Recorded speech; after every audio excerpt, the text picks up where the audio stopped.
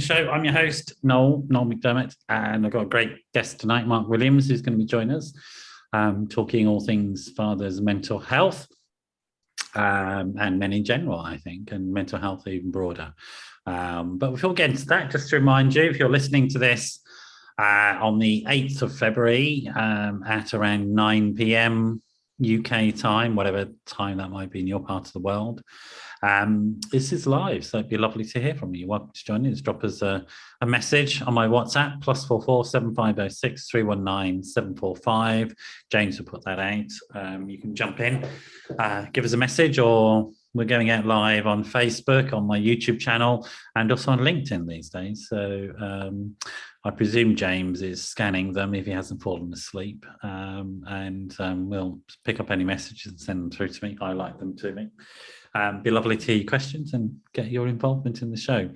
Welcome, Mark. So you had a sort of rather panicked beginning before the show, didn't you? Sort of having to throw away computers and dig out old iPads and stuff like that. So you made it, though. Yeah. So just made it. Yeah, that's good. I'm on the phone, but yeah, it's my sister on the computer. But yeah, thanks, Noel. Thanks for inviting me today as well. So it's great. It's good to have you on. It's good to have you on. We were just talking as well. I'm going to say this because I'm really excited about it. We were just talking just before the show about Zelensky's speech today in Parliament and the recommitment of Western nations to supporting Ukraine. Great stuff. Really stirring stuff. And one of the commentators, when they saw him talk, they said, well, this time last year, everybody was saying he was just about to get killed by the Russians. Now look at him. He's hanging out with King Charles and ordering sort of fighter jets. There's no talking him going anywhere, is there? Do you know what I mean? It's like him. So anyway, inspiring stories. Really good to see that. Welcome. And it's really good to have you on. I know we tried before, but somehow it didn't happen. So second time lucky. Thank you. It's almost, we didn't get the computer problems, but it's great to have you here. And you're not a natural, you didn't grow into or be born into the mental health space, did you? It wasn't in your bloodline that you were going to end up being a sort of mental health advocate for men and fathers, really, was it? You were sort of, your destiny was underground, I think, wasn't it? Yeah, definitely. My father was a miner, my grandfather's miners, cousins, uncles, and first generation not to go underground, So, I'm 50 next year, so obviously the miner strike and then obviously the pits closed and stuff like that. But my mother was going to be a mental health nurse, and but she had dyslexia, and she didn't actually. Back then it was no really information about dyslexia, and she couldn't do the exams. She would have been an amazing nurse, but she went into a different field as well. But for me personally, it was like school just wasn't for me, unfortunately, and I was, as I'll mention later on, I was actually diagnosed with ADHD at 40 years of age, So, which, as we know, is a massive thing about your mental health as well. Yeah, I mean, I think a lot of people don't know this about ADHD. I do, but one of the things that happens with the ADHD is depression and anxiety, and significant mood disorders are associated with ADHD, independent of. You'll get a mood disorder because of the way people treat you in school as well. Yeah. Particularly if you've got undiagnosed ADHD. And I mean, you don't know this, but my son has it. And so we've been sort of working to get him good services over years. And with all my knowledge, et cetera, it's still taken several years to get him to the school that works for him, the levels of medication that work for him. And, he's there now, it's fine. His performance will improve. There's no behavioral problems. But even these days, it's still a challenge. And I really feel for parents out there sort of trying to navigate. We need, I think, in the UK, we need clear legislation about the sort of statutory duties to support kids and families with ADHD, because they don't exist at the moment. That's my little rant over. What was it like for you? No, it's great. No, you're absolutely right. And when you look at the prison services and undiagnosed, in some research in Scandinavia, as many as 40% that are, undiagnosed, or, it's a big factor. And that certainly did affect me. Meeting and you've got half the meeting are undiagnosed ADHD. Yeah. There is. Yeah. Absolutely. Absolutely. And it's like the lack of in dopamine as well. So, and you look at substance abuse in some people with ADHD as well, so interlinks, like you mentioned, ADHD, interlinks with anxiety, depression, OCD, and and you can have a dual diagnosis, like, autism, ADHD. It can be really complex neurodiversity, but yeah, looking back now, when I know about it and I hyper focus on something I really enjoy, I don't think I would have done half the things in my life, without this. So it's positives. Yeah, there really are. I mean, like thinking about my boy, for example, I really like the weekends because his ADHD comes out to play and he's hilarious. And we have a great time because he doesn't need to take the meds. He doesn't need to achieve anything. And he's great. He's obsessive. He's really, really good fun, and like non-stop energy, non-stop creativity. And I just look at him and he's looking quite ecstatic most of the time. I'm quite jealous. Yeah, no, and that's the thing that we got to bring, as well. There's a lot of positives. I'm looking at the negatives. There's loads of positives to ADHD, but once you know about it, obviously it helps relationships as well, because my wife would never know, back then. Obviously I didn't know, but when she said going down to get a pint of milk from a shop, and I buy everything else bar the milk, and I forget and lose my keys and cash cards, and obviously that can have a struggle with the relationship as well. But yeah, certainly, and that did have an impact, obviously, becoming a dad as well. Yeah, we're having slight problems with your sound. It's coming in and out, so well, let's bear with it for a while and see if it improves. But I imagine though, sort of, because quite often the thing that schools focus on in terms of ADHD are the behavioral management problems because of the lack of attention, attention deficit. It's sort of in the name. And also because the schools are set up to try and get you to sit down and learn in a specific way. There's problems with memory processing with ADHD children. So the working memory, transfer of knowledge doesn't happen, and all that fidgeting stuff and the lack of impulse control. And I guess you're nodding away going, yeah, that was me. Yeah, that was me. And it ends up, you end up being labeled as a naughty, bad child rather than a child, as we would say now, with neurodiversity. So I imagine that was something like your experience, right? Yeah, it's certainly in the 80s, I couldn't keep still, and I wasn't like naughty or cheeky to the teachers, but, I knew that I had to get out of that environment when you got 30 odd children in the classroom, and I couldn't concentrate on French, or I wasn't interested in French. And, so you play up a bit just to get out of that classroom, because then you'd have your respite, your peace, like outside that classroom environment. So it comes across as you're naughty and disruptive, but I was okay. Yeah, I was a bit of a comedian in the classroom, but I certainly wasn't like nasty to teachers or anything. But it was a case like, sitting down, like you said, Noel. I've always played sport. I just wanted to play sport. That was my focus. So unfortunately, school wasn't set up. I learned differently what I know now. I'm more of a kinesthetic learner. So I would look at images. I know my strengths now by learning. So yeah, looking back when I left school, no qualifications. I just I know obviously. You said about what a teacher said to you about you were going to end up just having a permanent paper round or something. Oh yeah, no. I remember I was 15. And he was a teacher / careers officer. Oh, and, right. Yeah. And he said to me, careers officers. I know, yeah. We had the teacher, normal teacher, and he, as for the day, he was a careers officer.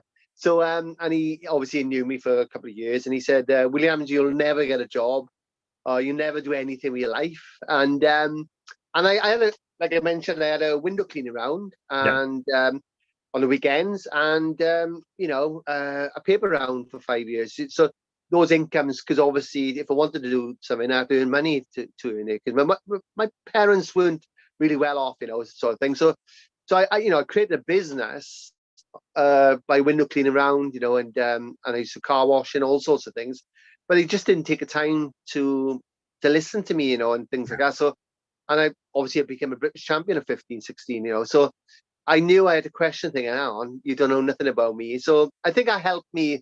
And it's funny, when I did get into this field of mental health, you carry imposter syndrome, man. You think you're not good enough. You think, why are these academics listening to me when I'm doing conferences? Mm. So that was a struggle when I first started in this field, especially perinatal mental health, so. Yeah, absolutely. And also people with qualifications are quite happy to make you feel small. So I've met quite a lot of them, and they don't mind that at all. The academic learning environment is not the healthiest space at all by any stretch of the imagination. So Yeah, exactly. But it was interesting because you left school, and then what was the next steps for you? What happened? Yeah, so I left school at 15, and obviously the youth club helped me as a child. So my mother took me to the youth club, but that's where I got into sport, and I did a lot of martial arts and different things.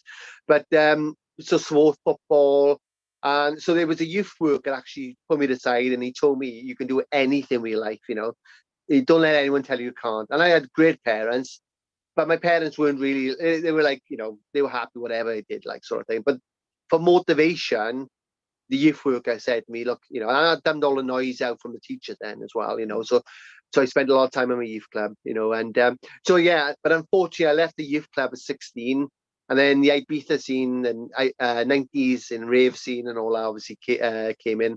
So unfortunately I went down for 6 years a different path, drink, drugs, and things I can talk about now, amphetamines, all the other things. So yeah, for 6 years, more recreation drugs. But I was still, working. I've always had this work ethic, from my parents and stuff, So, but yeah, I went down a totally different path then for 6 years. It's a familiar story to me. Sort of diagnosed and untreated ADHD often gets into stimulant abuse.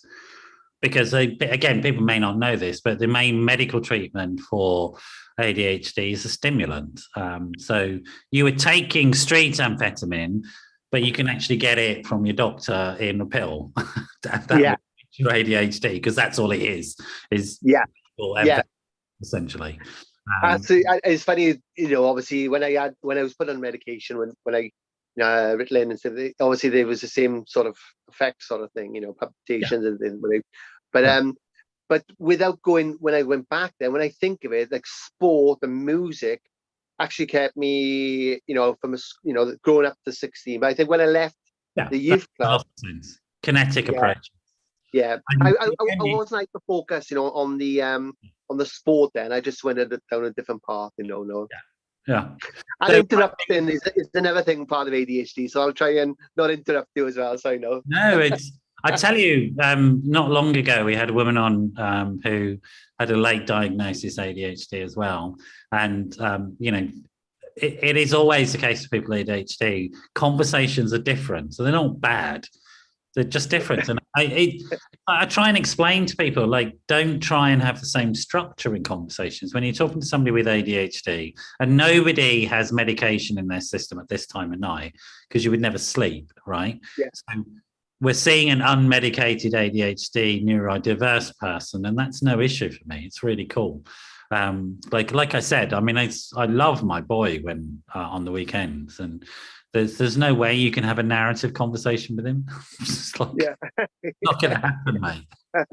There's no beginning, middle, and end. There's just loads of jumping around. Obsessed debate at that moment, which is normal for kids anyway. But so don't apologise for your neurodiversity. It's lovely to have.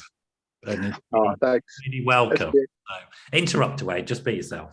I'll sort of push the story along because I know it's not going to be possible. It's not physically possible for you to tell a story because you're just going to be like a magpie, just interesting shiny objects to stare at. That's all right. It's really cool. It's really cool. So you go to the Ibiza scene, the dance scene. I get that, why you would be attracted to that. The physical stuff, the drugs, and probably the hypersexuality. You don't need to talk about that, but I'm sure that was part of it as well. Yeah. All of those things are classic sort of, I need this stimulation because of who I am. Absolutely. absolutely. Yeah. Yeah. For, for 6 years, then luckily for me, I met my wife then, so then obviously my life changed, more different structure, better. And I changed my career. I went into sales and marketing then, which, and which really changed. Yeah, but I would imagine that, I mean, I know you were, but I would have guessed you were going to be brilliant at sales. Do you know what I mean? I enjoyed it, and from obviously income from the factory, and then, you'd offer company cars and, and an open checkbook, really. I can earn as much as I want, that. So the lifestyle changed then. Obviously we bought a house, and eventually, and as a job, it's sort of ideal for your skill set. Oh. Like the obsessive chasing the result is what you have to do in sales. You got to chase that sale no matter what. No is just another way of saying yes, blah, blah, blah. And so you would have been a genius at it. Do you know what I mean? And the only thing was, though, I get to the top and I get bored, and then I'll start with another company, and I'd have to go back up again, and I get bored again, sort of thing. So I was changing jobs a lot during that time, but they would have loved you, your bosses. You just come in a whirlwind of energy, and your customers, all, should I say, victims, didn't stand a chance. Concerned. No, it certainly helped me when I went into mental health, because when somebody isn't well, I try my best to get them to engage with services and tell them the reason why they should be engaging with services as well. I was just going to say, now, if anybody's got anybody depressed, send them to Mark. After he's mangled them, they won't be depressed. We don't know what they'll be, but they certainly won't be depressed. No, and listening skills, as well. I knew, when there was a need, I'd listen and I find that need to sell, and that's what I've done. I've tweaked it in mental health. And then, as you know, when people are depressed and their mind's racing constantly, like my mind's racing constantly every day, but it's a case of like, I tend to listen and then find out. I'm person-centered approach, find out, and then I work out the solution to them to engage with services. So you're in sort of sales, you're doing very well. You find your little niche. You've got your wife, and what's the sort of next step in your story? Yeah. So we got married. Financially, we're great. I changed my job then to be self-employed because I wanted to be more flexibility, and I went back to an old boss who was brilliant with me, and basically, labour was fine, nothing wrong with the labour, but after 22 hours labour. The pregnancy was fine. After 22 hours, the doctors came rushing in. They said, "Mr. Williams, your wife needs emergency C-section, and we need to get into theatre quick." And it was the first time and only time, even since, I've had a panic attack. Pretty. I was embarrassed. Having a panic attack in the labour ward. Now the attention's on me when it should be on my wife. Michelle. But certainly when all the noises and I was very hypersensitive and different things. And when I went to the labour ward, then obviously when I was gowned up and obviously seeing knives and all in a situation I'd never been before, feeling helplessness, and obviously what happened to Michelle, I just couldn't process what had happened, and it was actually the first time I actually held a little baby in my life, to take him down and get weighed. I honestly thought I was going to drop him, really anxious, and then it really stemmed from there, really.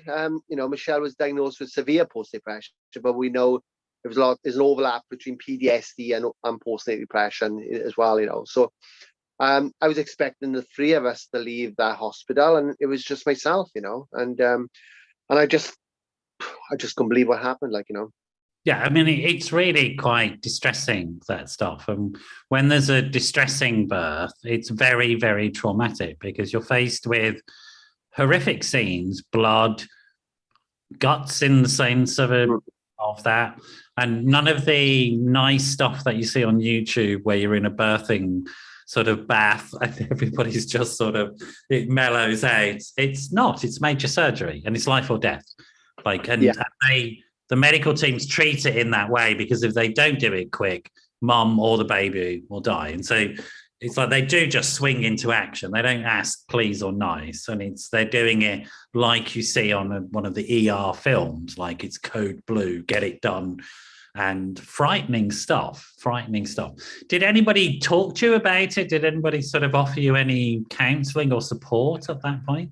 No, and it's still a case in 2022. I had three, I should say, but a lot of fathers is just left outside in labour wards, not engaged, and not no debrief after anything. And I think certainly when I went home, obviously I knocked on my next door neighbours and to have a drink, because obviously I was just in shock.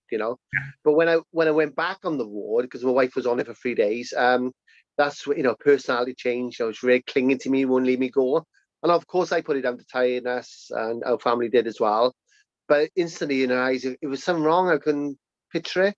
And when Michelle was discharged, she wasn't the same person, from going into hospital, and obviously, the lack of sleep and everything else kicks in, and then, you gotta. My wife, unfortunately, she's quite open with this, where she tried to take her life, as well, So I came home, and obviously the ambulance there and all sorts of things, and then you're in crisis teams. There was no mother-baby unit offered for her as well, where she should have been in a mother-baby unit, and she was with patients with schizophrenia, bipolar, and sectioned at that point because she wouldn't have been sectioned. She was nearly in a section, but right. But it was nearly a section 2. But obviously, what happened? I basically, it's crazy. I don't know how they get away there, but at the time, I said, look, we just left, like, sort of thing, and they never followed up, which was it was no voluntary. So they have now to hold you. I mean, section 2, section 3.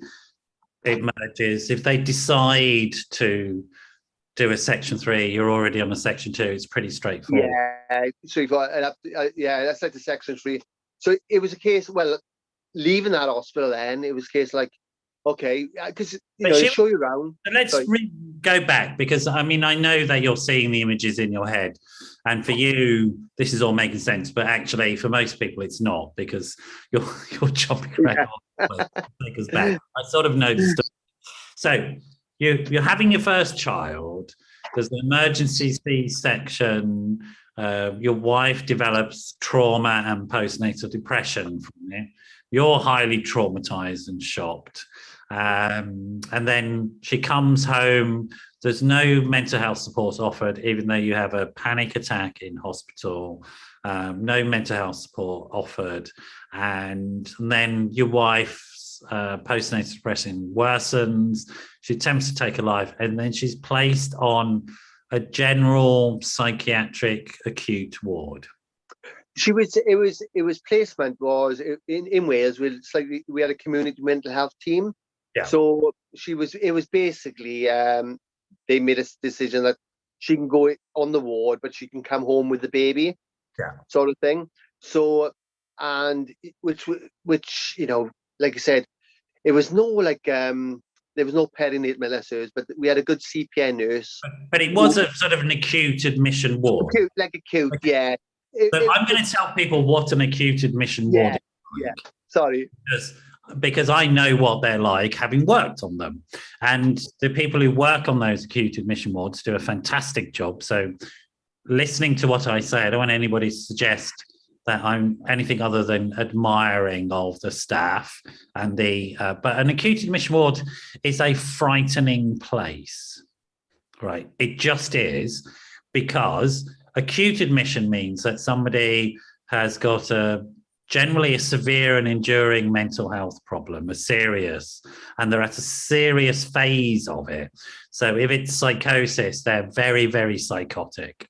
And delusional and paranoid often, and are having very odd behavior. If they're manic, depressive, a manic person who isn't sleeping for weeks, who is just going around the ward manically, sort of waiting for lithium to work, and that takes weeks and weeks before it works. And you've got maybe suicidally despairing people who are cutting themselves and and this is like really frightening for everybody's stuff. And so your wife goes to this space already frightened, right? Yeah, it was a different set. How they did it was she didn't actually she was part of the groups within the acute setting, but she was allowed to come home. Right. So there was no section or nothing like that, section 200. But we had a discussion that because she wanted to be with the baby, but she should have had a mother baby unit where there was other mothers with babies, you know. Absolutely. Um, Absolutely. yeah, Again, it's not yeah, sexism. It's just like it's not an appropriate service for somebody with a baby. It just isn't. no, It's no, not. it wasn't. Even It if wasn't. even if you make it nice like that, just come in for the groups. The people going to the groups are not other people with that type of experience. They have very No, different needs. You know, you're not going to be absolutely able to no. service the needs of a new mom. I'm sorry, but No, it's with the best will in the world, that's not appropriate. And no, it would no, have it wasn't. been It stressful wasn't. and frightening and would have worsened her condition, not helped it. I think not knowing other mums going through the disorder and PND, postnatal depression, because she wasn't diagnosed with PTSD till years later, Yeah, but well, we she was didn't diagnose diagnosed. with PTSD in those days. No, It's only relatively recently that we've accepted the diagnostic criteria of post-traumatic stress disorder from birth. yeah, You know, if you'd have yeah, suggested PTSD in those days as a consequence of birth, people would have looked at you very odd. But now we do fully accept it because it's a very frightening event for some people. For most people, absolutely. birth, it's not at all like this, but we're talking about an extreme situation. But with the best will in the world, it's not an appropriate decision to put her into groups with people with completely radically different conditions and needs. Absolutely no. I can imagine. I can't. Well, you tell me if I'm wrong, but I can only imagine that she would go into those groups and think, "Is that me? Is that my future? That I'm. Is this what they think of me? That I've got a very, as opposed to a condition that is perfectly treatable within the community." So, Yeah, no, so you're like right. somebody, an acute ward is designed for this, and the acute service is designed for this. Your emergency intervention team assess that the person is a risk to themselves, mostly, very rarely a risk to others, and that they need constant watch in a hospital while the medication works, right? That's Yeah, essentially what it is to stabilize people who might be at risk of hurting themselves. And generally, those people have long-term, severe and enduring mental health problems, whereas PTSD and postnatal depression are not long-term conditions. They're perfectly treatable conditions. absolutely. You're right. And what we know now with PTSD, it can be really effective. Different treatments, which, but at the time, it was mostly postnatal depression or baby blues, that sort of thing in 2004. And but all the thoughts and feelings of postnatal depression I was getting as well. I was going to So say, what was the impact upon you seeing all this yeah, going on? yeah, absolutely. So I didn't initially bond with my son initially. This overwhelming feeling of love I was expecting because I was relieved he was alive, and and then you get thoughts like gosh, this little baby's come in my life, and my wife is ill. So you get a bit of resentment and all sorts of things at the time. But I think when I was home for that 6 months, the So beauty of your it role is, shifted because normally the role of dad would be to make sure mum and baby are okay, to go out and kill the wildebeest and bring it home and have steak. That's the job. yeah, But suddenly you're the primary carer for a newborn child and a wife who's very ill. yeah, absolutely. And she was a fantastic mother when she was unwell. But it was a case of when she was really unwell some nights, obviously, she'd go to bed and I'd be with the baby, and it can be really isolating. And I got a lot of good family and friends, but I couldn't tell my family friends how I was starting to feel myself. Yeah. And I couldn't tell my wife how I was feeling because I didn't want to impact on her mental health even Yeah. more. So then I started suppressing those feelings then. And you got the lack of sleep on top of the ADHD and everything else I witnessed. You got money worries coming in now because I've started to use a credit card. Yeah. You got all these other issues coming in now. So so all the thoughts and feelings, there's no one that dads can't experience. And there's biological risk factors with dads as well, hormonal and cortisol levels. There's other things we now finding out about dads. But but I think it was witnessing as well. You know, my wife, it certainly put me off having much children as well. You must have felt so helpless, Mark. Yeah. So, well, like I said, I've always been brought up in the Valley community. You know, just man up, get on with it. You know, and it, you know, you tend to feelings of anger, punch the sofa, bust my hand when I was 4 or 5 months after the birth. You know, avoiding situations when I did manage, when my family did come around Michelle and my son Ethan. So I think, like I said, it was a case. There's something there about, in terms of, again, not criticizing anybody. It's just interesting to think about, to get this message across to dads and to guys in general.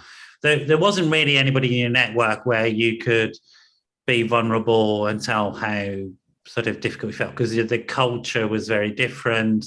And also people wouldn't have had the language and experience, I guess, to be able to hear it or do anything about it. So you were genuinely very, very isolated and having to deal with this stuff on your own.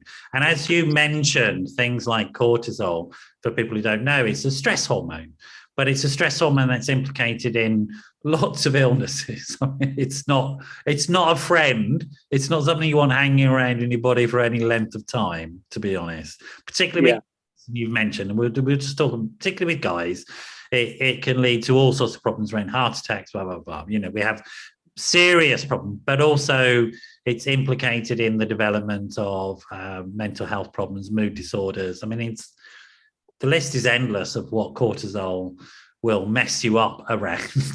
No, you're right. When you look into deep, and I think, what like I said, I talked about the 6 months I was home mine. As we know now, that skin to skin, releasing oxytocin and that bonding, and which did help my mental health, because now I was starting to get more engaged with my son. But I think I was just like in a bubble. And on top of language, I didn't have a language back then. You know, I used to think, you know, post depression. You know, does my wife want to be with me? Is there anything I've done? You know, that sort of thing. You know, so I was totally unaware of post depression. I know, you know, that side as well. You know, so work, were they turning up and noticing that there was a problem with you, or? Well, luckily, my boss, I was self-employed, and his son was in the armed forces, and he was living with his father, obviously, and so he knew about post-traumatic stress disorder. But he was amazing.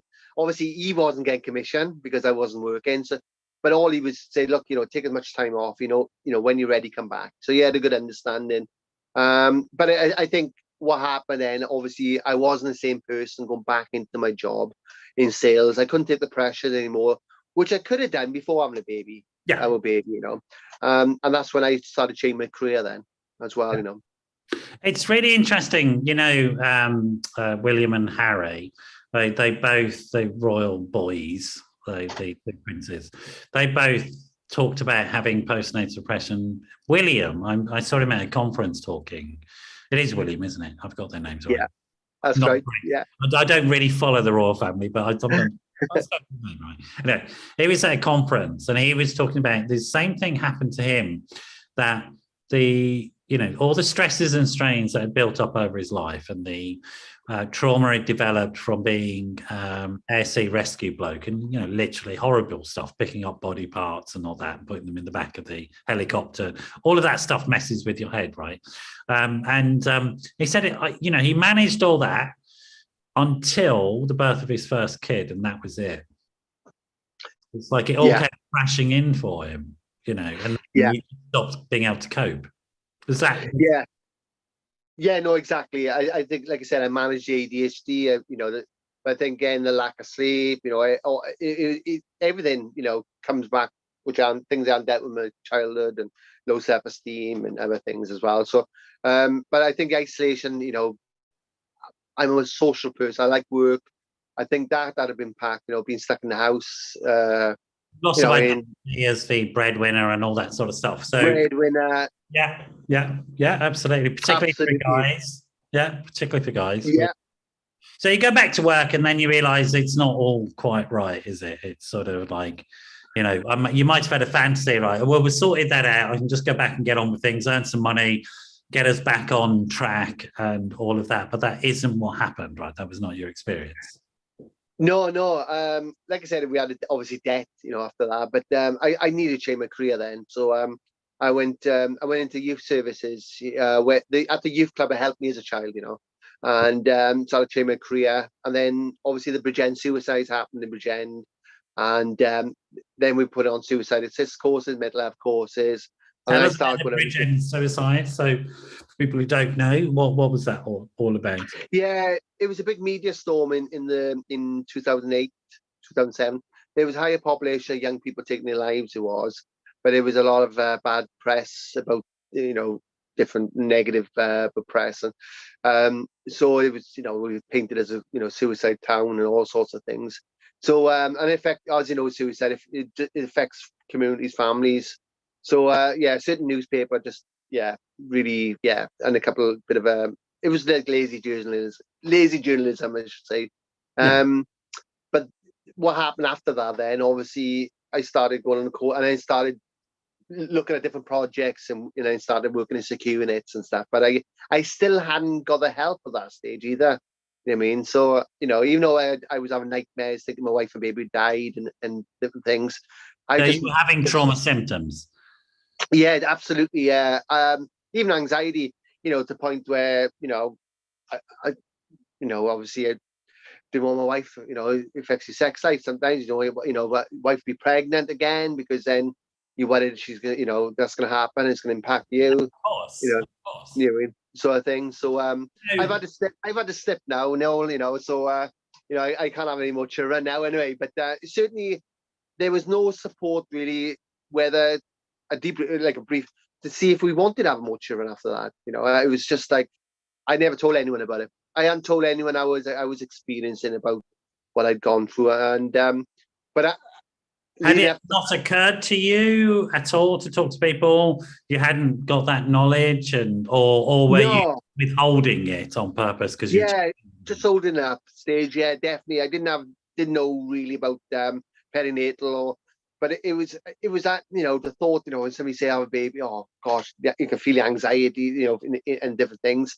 But I think what really changed really was when I was working in a secure unit, and I lost my grandfather with dementia, who was caring for, and then my mother. You've done that ADHD thing. You've jumped to something without us. People who are not neurodiverse need a story, so I'm going to get you to fill in the gaps. Yeah, don't worry about it. It's cool. I get it. It's cool. I get it. But there's a lot of people just going, how did he end up in a secure unit? What happened? That's what's going on the episode. But right, that's a bit of the story. I'm jumping to that bit now. And it makes perfect sense to you, I know. But it doesn't to the non-neurodiverse world. That's all. So the story is this. Let me fill in the gaps for people, and you tell me if I'm wrong.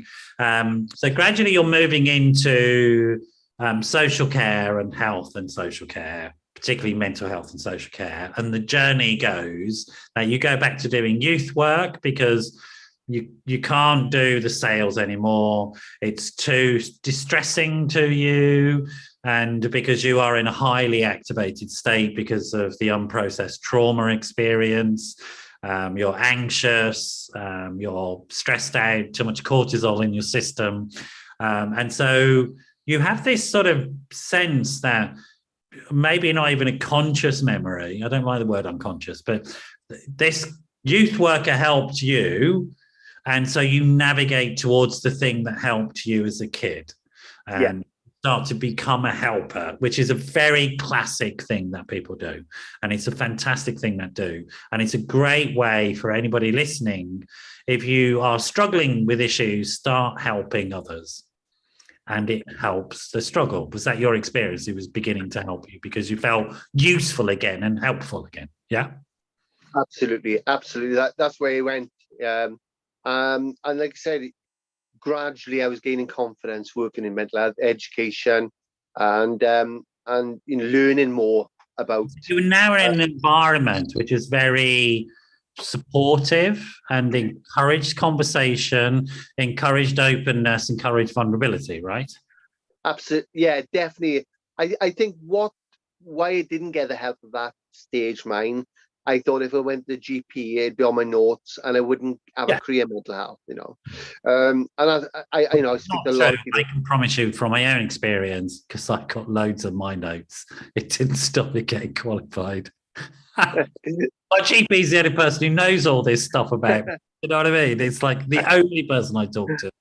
My GP. So I don't want to think about what's on those notes, to be honest. Yeah. A very small rogues gallery of mental health problems on my notes, I'm telling you. So, but you move, and it's a brilliant thing. And I love this about the human experience. You move back into human connection, and you can't yet formulate. There's all sorts of reasons why you're avoiding formulating I'm vulnerable and need help, and that doesn't matter, but you're getting help because of what you're doing, right? Yeah, absolutely. And then you start to get qualifications which give you insight into the human condition, maybe your own condition as well, and starts to repair some of that damage of your self-esteem from when you're a kid at school. Well, I can achieve, this is amazing, I can get qualifications.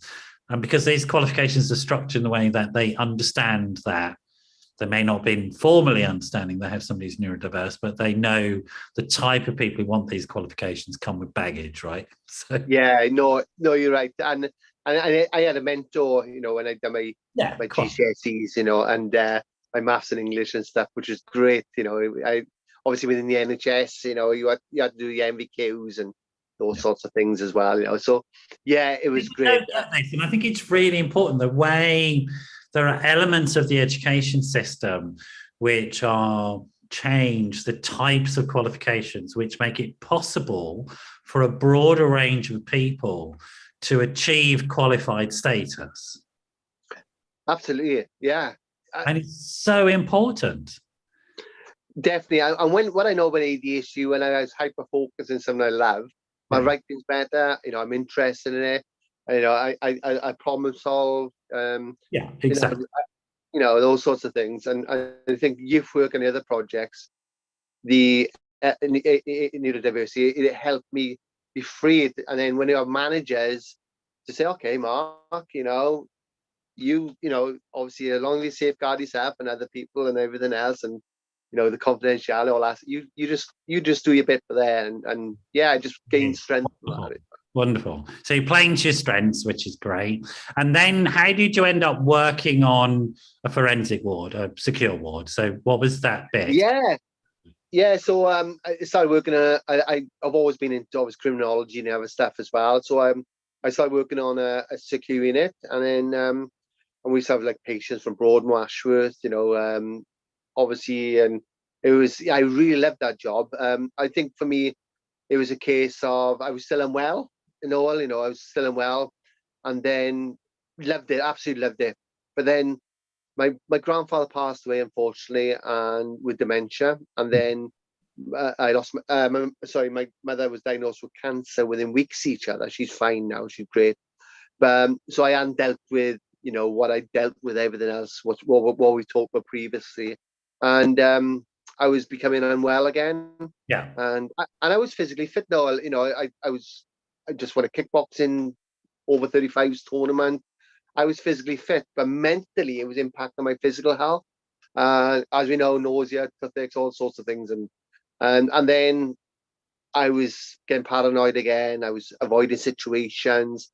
I was pretending to do 12, shifts, and I'd sleep in the woods, in the mountains, in the car, because I couldn't sleep in the house because my wife would find out.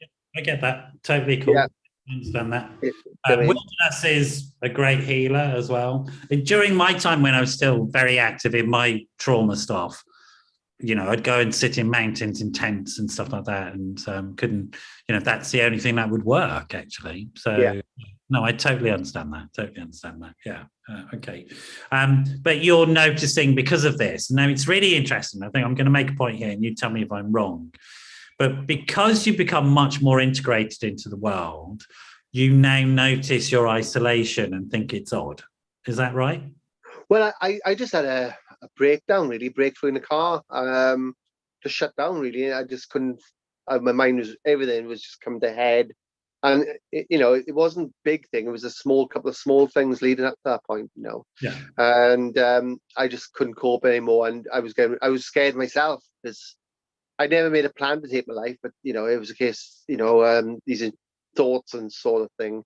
Same sort of thoughts I had during the postnatal period as well, mind, which but at this point, I was say to people listening or watching, because Mark and I talked about all of this stuff. I know this is the sort of the stage which I intervene and say if people are identifying with this and in these feelings and thoughts themselves, there's lots of help out there. There really is. James has got a list of organisations that can help around perinatal depression, fathers who need help, suicide support. He's going to put all of those out. So I want folk to look at the links and not feel that you are on your own. You're not. Mark's telling his story to tell you there's a way out of it. Absolutely.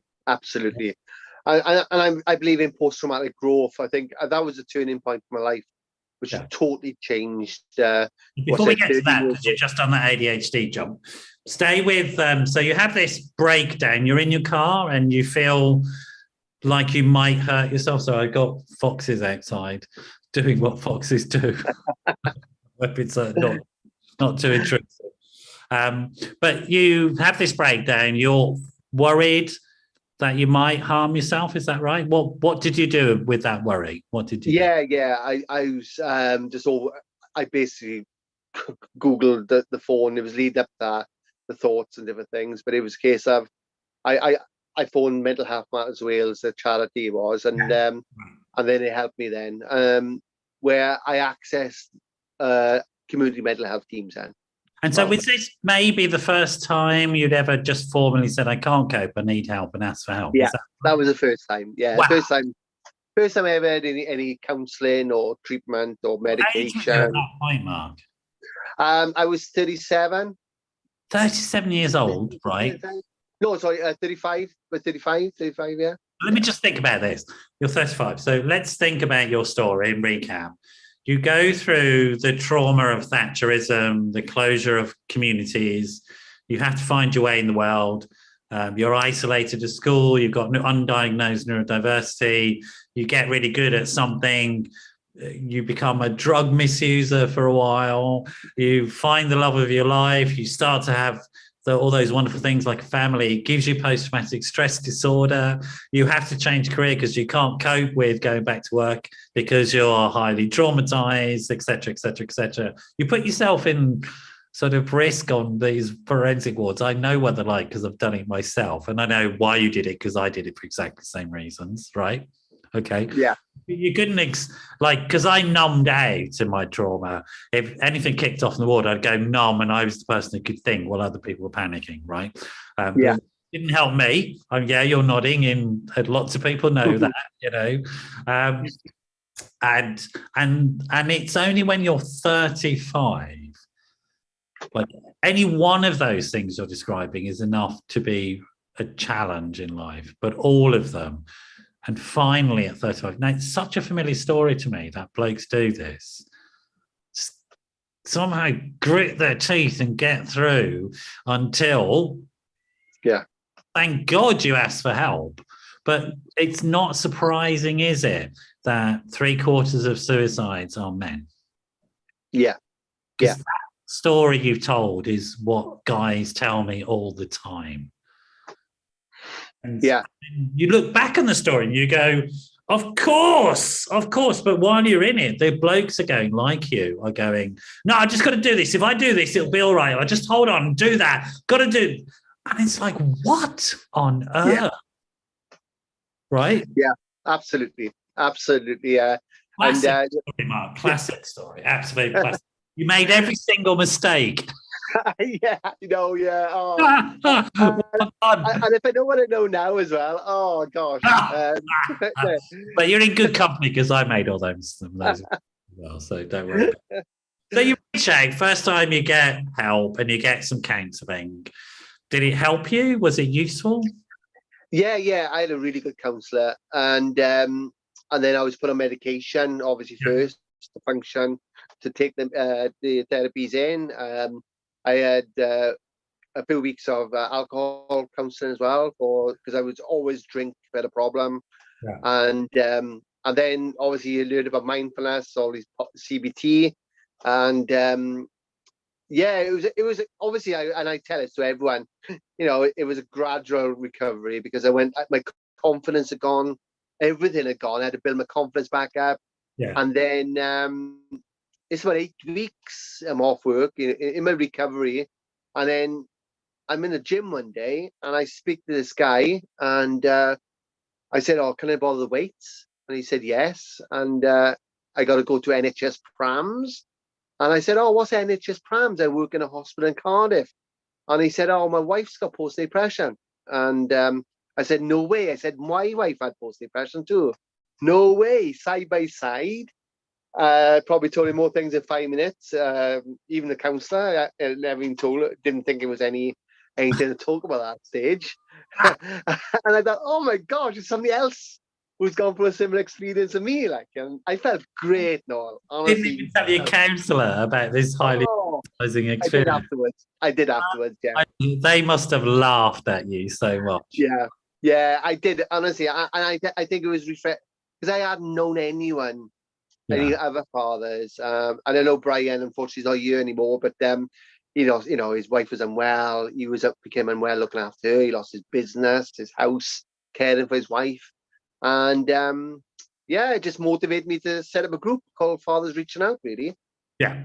So And so and I just you went set from there. that up because of that sort of accidental conversation in the gym with a bloke who happened to be going through something you'd been through yourself. That's extraordinary. So tell us about the father's work and the men's work subsequent to that. What have you been setting up? What have you been doing? How does all this work? Yeah, and this is the important thing about what we're talking about today is post-traumatic growth. And it's easy for me to say now. My wife works in mental health. Yeah. My wife changed her career. She works in loads of different projects for Mental Health Matters Wales.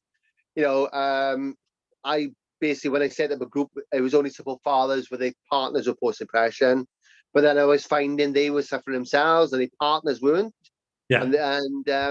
So I started working with Dr. Jane Hanley about 12 years ago, and then obviously going on TV, radio stations, and then I was at BBC Breakfast, all that stuff, and then it was just from an article really. I put an article out in my local newspaper at the time, and I didn't realise that article goes national, and then about fathers post depression, and then it just went from there then, and then. Written an academic book, a second academic book with Jane now. I've got a film on Amazon Prime based on the story. I set up International Fathers Mental Health Day. What a journey from a bloke who's stopping himself in a car Yeah. to now an international movie star. I want your autograph after this, by the way. No, I'm going to sell it on eBay. And I'm not giving you the money, all right? I'm keeping it for myself. We all need a bit of cash at this time of year, I'm telling you. But the most important thing, I think... It's really interesting. It's like, because I'm going to make you go back and describe those things that you've done, that you've achieved again, but I want you to take some time, all right? Because it is extraordinary, Mark. It's absolutely incredible that from a guy who couldn't speak to save his life, literally, about stuff, to turn it into a healing narrative that is helping other men turn their lives around. So tell us about the film and the book and what are they called and how can people see them? Yeah, it's on Amazon Prime. It's called Daddy Blues. It's only 40 minutes. And at the end... Say that sentence again and get rid of the only. I know, it's my Welsh accent. It's I know. it's not that. It is. You know fully what I'm talking about. None of that only it's called Daddy Blues, and it's on Amazon Prime. And it's wonderfully 40 minutes long. 40. Watch the end as well. After it says the end, there's a bit of a motivation at the end, sort of thing as well. So what does the film explore and the book explore? What do? They story that you just told us, or a particular aspect? Yeah. So I wrote a book called Daddy Blues. It was published by a publisher, and then it's a PG version. It is with a wonderful doctor, Pavanda Shargil. She's an NHS doctor, but she's a movie producer and stuff like that. So it worked really well. And we just did it. We had a really small budget, very small. We all did voluntary. And it's a PG version of the story from a father's perspective. It was, about the experience of postnatal depression in your partner, therefore in you. And it's really interesting. So I had a couple on not long ago who are both in health and wellbeing. They're both personal trainers. She's an ex-copper who got medicaled out because she's got bipolar. He's an ex-prison officer. They were married. When she got medicaled out, she moved on. He moved on with her. It's really interesting. He talks about we have bipolar. He's not diagnosed with bipolar, but his point is this, that it is impossible to say for him that only my wife has this disorder, because we're a couple, we're an intimate couple, and it affects both of us. Okay, she's diagnosed with it, but we both live with this, and we both have to adapt our life to the fact of it. Does that make sense to you, Mark? Yeah, absolutely. And I think I obviously talk about ADHD. My wife knows now more about ADHD after my diagnosis, but certainly, all the things, the impulsiveness, the spending, and because I was nearly diagnosed with bipolar. I know you can have a dual diagnosis as well, but ADHD gets mistaken for loads of things like addiction, bipolar, psychosis. It's just people generally come with a foot-long list of diagnoses before they finally get diagnosed with ADHD, mate. It's one of those things. It's like your life becomes a pinball machine. You're just sort of bouncing around. Bouncing off. No, you're right. But certainly, I think when looking back of my wife's post-depression, especially, I just look back, because what happened when she was looking, and it's something I have to explain as well, why it's important for both parents to get early prevention. Because when I became unwell myself, and I had a breakdown, my wife's depression came back because now she's looking after me. Of course, that's fine. And she was really unwell again, so, and that's when eventually she did change her job. So, it does impact on other people looking after anyone.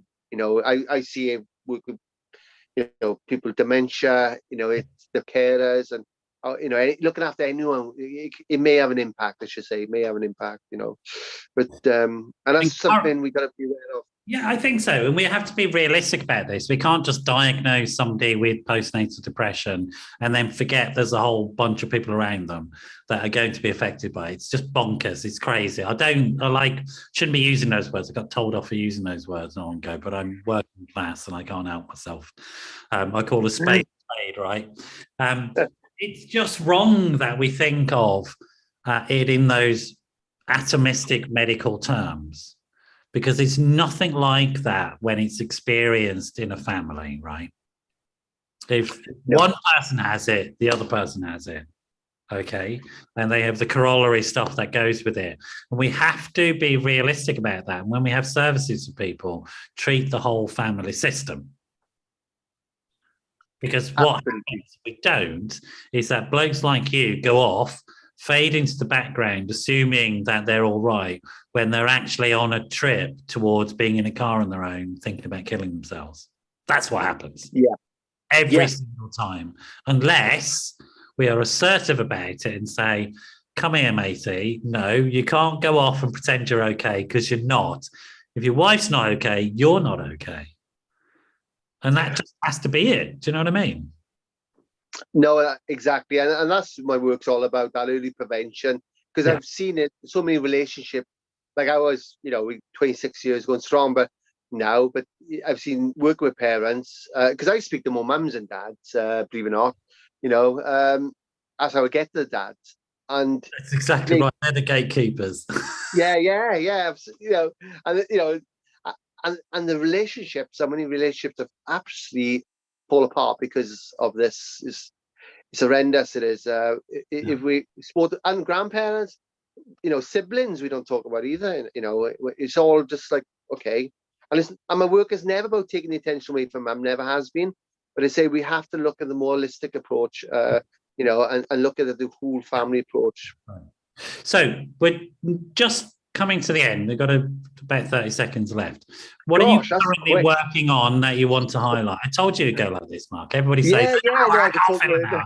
What are you currently working on before we finish that you want to highlight? Yeah, I'm working in hospitals at the moment, set a new project up. I'm going to do training, obviously, in perinatal mental health. And I got a Do you book. have social media handles or a website? Oh, People yeah. know more about It's you.